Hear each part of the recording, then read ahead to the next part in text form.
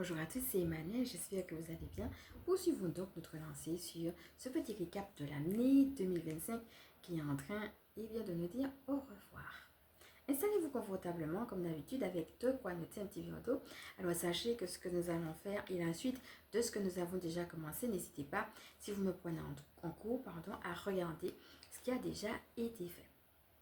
Alors comme d'habitude, je vais commencer par vous remercier de faire partie de cette communauté. Merci pour vos mots chaleureux. Si vous êtes nouveau, soyez le bienvenu et sachez qu'il y a une présentation de moi en fin de vidéo. Alors comme d'habitude, je vais vous inviter par commencer à prendre une respiration profonde. Donc déjà, avec la dernière fois, regardez comment ça, c'est déjà venu vous parler un petit peu. Et puis, on va approfondir un petit peu sur la lancée, ce bilan. Ce que finalement cette année 2025 vous a apporté.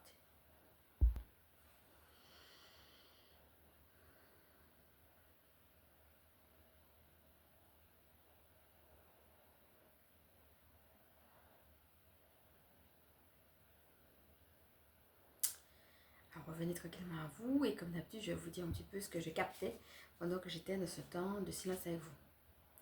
Alors, on me parle d'évolution, de changement, certes, mais d'évolution, d'élévation. Sentir que, même dans la matière, il y a des choses qui de toute façon bougeaient et comment ça a pu nous faire évoluer. Alors, nos choix sont importants. Ce qu'on nous dit, c'est que ce soit de manière personnelle ou collective, c'est de réaliser aussi que, nos actes, c'est pas uniquement nous.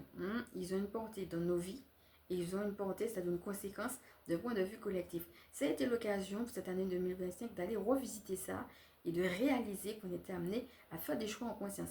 Même à notre niveau, même dans les moindres petits choix que nous faisons, il est de choisir comment, avec quelle énergie, avec quelle intention, nous allons faire ces choix-là.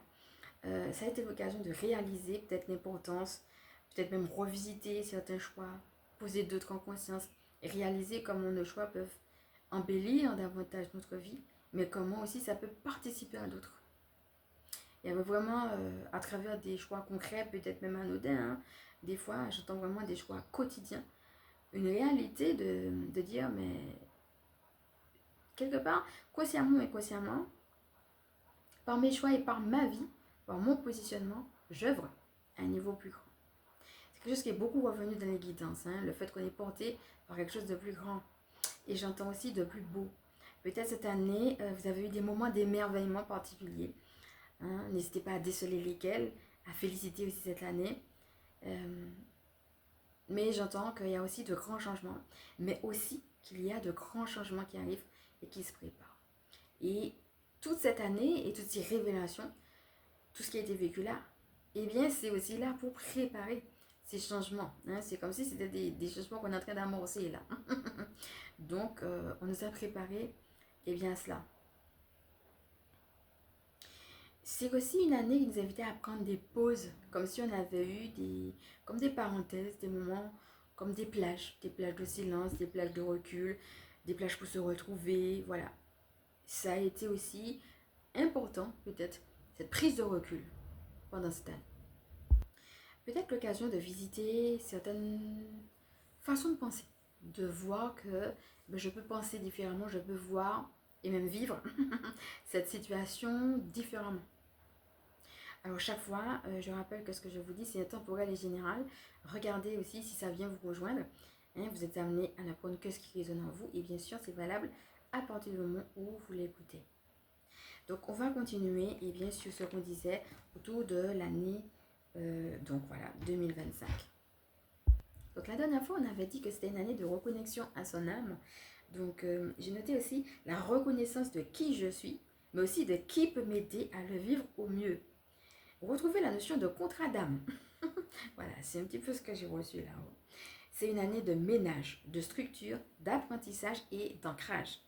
Donc là, n'hésite pas à voir peut-être, cette année-là, dans quoi tu as pu t'ancrer. Alors j'ai noté des apprentissages qui ont pu être bouleversants et l'occasion aussi de prier ensemble, de voir la noirceur en face, c'est ce qu'on disait la dernière fois, de prendre des décisions radicales et de vivre des changements. C'était le moment de changement. Voilà.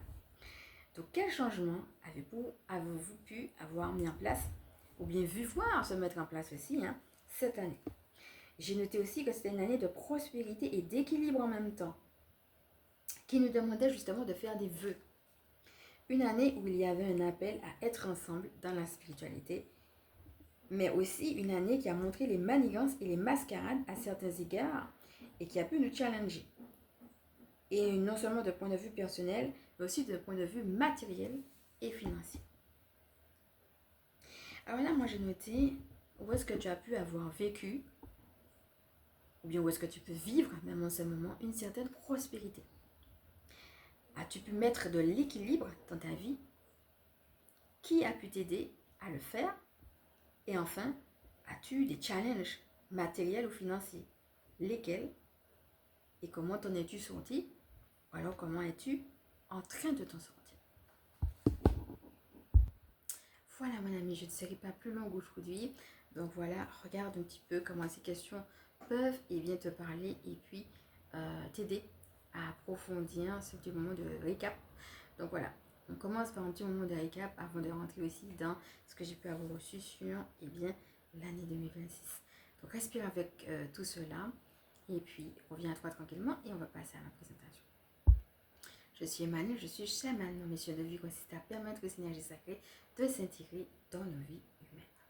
Alors, je fais des canalisations personnalisées et des soins personnalisés aussi, si cela t'intéresse. Et puis, il y a aussi des outils autonomes que je propose, que ce soit autour du stress, autour de la manifestation des miracles, ou bien tout simplement des enseignements spirituels. Et bien que ce soit en unité ou au pack sur différents thèmes sur lesquels je vais beaucoup plus loin que ce que je fais et bien sur YouTube, qui peuvent t'aider aussi à cultiver ta vie spirituelle. Donc, si tu as besoin de te décharger au niveau du miracle, au niveau de ton stress, recevoir davantage ou mieux les énergies du miracle et puis aussi cultiver ou approfondir ta vie spirituelle, n'hésite pas à faire un tour dans les outils autonomes.